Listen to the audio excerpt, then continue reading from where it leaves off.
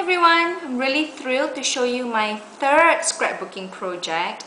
And I think the reason why I'm actually keeping count of my projects is because every time I actually finish one, I get really amazed or amused at myself. Because from young, I don't think I was really that great at art. I probably never really liked it, but I do love gorgeous stuff. And you know, I have always thought to myself that how nice would it be if I could make this, you know, make this or make that. And sometimes I actually try to do it, and once it's finished, it ends up looking like something that's been done by a 6-year-old kid. So, but now scrapbooking and YouTube has made art and creating gorgeous keepsakes just so very easy. So for those beginners out there who's looking for a hobby to get into, or who's basically just starting scrapbooking and learning the ropes of scrapbooking, please do join me at the Scrapbooking University of YouTube. And I think it's a great university to be in because firstly, you get to study in your own time, in your own pace. You get to choose the subjects and the modules that you want to do that interests you. And the best thing, you get to choose your teachers as well. And you never get to sleep. You never sleep in class ever again. You know, because the teachers out there are just so talented and very interesting. So today is 2 birthday tags and card. I probably won't be able to finish to show you both of it in one video, so do check out part 2 of it, or part 2 of this video. So the first tag is going out to the most fun, loving, kind, considerate, and very thoughtful Lady Adeline. And I really had a lot of fun doing your card, and I think it's because I basically did all the embellishments here from scratch. So for the flowers, you can see I actually made this out of paper and cardstock. So what I did was, for the templates, I just take, you know, the normal Prima flowers that we have, and I take, you know, pattern paper that I like, that suit my project, and basically trace it out and cut it, and basically this is what you will get, some paper flowers. And to make it look a little bit more real, I embossed it with my embossing pen to give it some patterns and some definition. And to twist it into shape, I use my toothpick. So there are tons of tutorials on how to do these really cute, pretty flowers. So if you need any recommendations, leave a comment and I can just, you know, show you which, you know, videos to check out. And here I did some daisies as well. I don't know if you can see that, and this is a template that I use.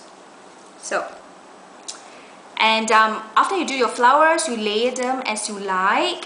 And the best part, you can basically paint it with Pearlax or glimmer mist it. And what I did was I glimmer misted with Pearlax.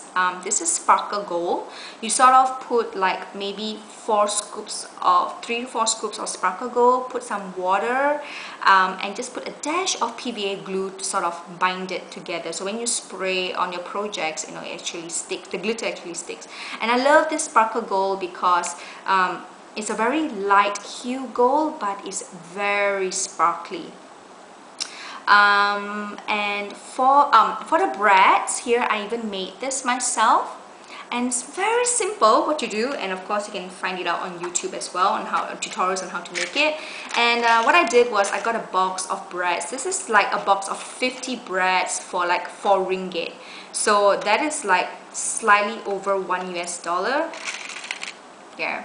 And you take a brad, you cut out, you know, shapes that you like over here. So you cut out shapes that you like your brad to be in, and this is what I did, some from glitter paper and pattern paper. And this is actually from a Prima, which I'll show it to you later. So you just take a pattern paper. So let me take a green glittered one here. You glue this on, and then you take your Versamark ink and you basically stamp it, and then you pour UT all over it, you heat gun it, and then you stamp it again and pour UT over it and heat gun it. And of course, as you know, the more UT that you pour over it, the higher the emboss, would look like. So this is something which I did from storybook paper. I don't know if you can see that. This is some of the other breads, and you probably can't see it on the camera, but there's actually like a dimension or an epoxy look to it that makes it look like real bread. And these are like the tons of, I was just trigger happy punching all the shapes and sizes I want, which I can use for my future projects. And here's some of the other flowers that I did here.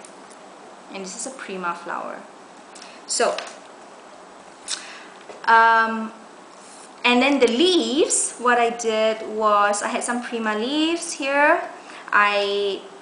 Firstly, I emboss it with some patterns to make the leaves look a bit more real as well. I distressed the side with Tim Holtz Peeled Paint ink.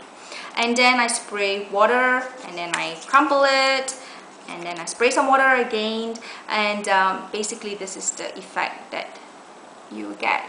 Some of the leaves here. Yeah. So that was really fun to do.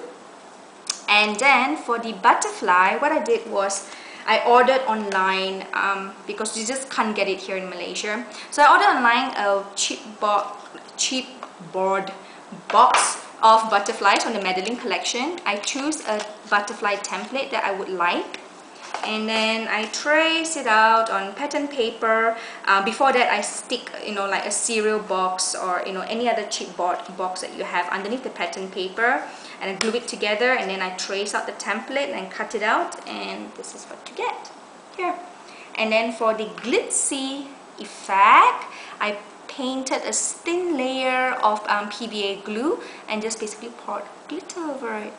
There you can see glittered butterfly. So at the back, I made an envelope out of vellum paper, and you can find this tutorial in from Laura from followingthepapertrail.com, and I think she's like a professor in scrapbooking. So check out her videos. So you use like vellum paper, you sort of fold it to whatever shape and size you want your pocket to be. You glue it with a glue that is transparent and clear, so you don't really see it when it dries up, and basically it will look something like this here. And then you take any stamp that you like, and I use this stamp. I love this stamp. It's from Hero Arts Antique Writing. And later I'll show you some of the other projects I did with this stamp. I love this stamp. So I Versamarked this stamp, stamped it on, and poured white embossing powder over it. And there you have it.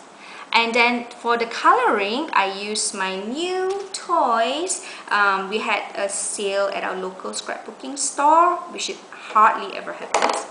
And I bought a whole bunch of products. This is antique copper. This is sky blue. This is flamingo pink, and I love this pink because it's quite dark but very striking. This is pink gold, and this is my new favorite, sparkle gold. So here you can see I basically painted this with pink gold and flamingo pink. The medallion, I painted it with antique copper, and this butterfly in sky blue. And inside here is a tag that you can take it out. And very simple. And I did this flower, the same thing as myself, from paper as well. And I painted it with pearlax. And I did the bread. And at the side here, I distressed it with walnut stain before I poured UT over the bread. So you can see. So, and then the back, very quickly, I did my initials in emboss. I embossed my initials here, and I stuck a butterfly, just glued on some bling on it, and painted some white perfect pearls on it, just to get the very nice subtle sheen. So, there you have it, my envelope pocket tag. Here. So I want to show you really quickly on some of the other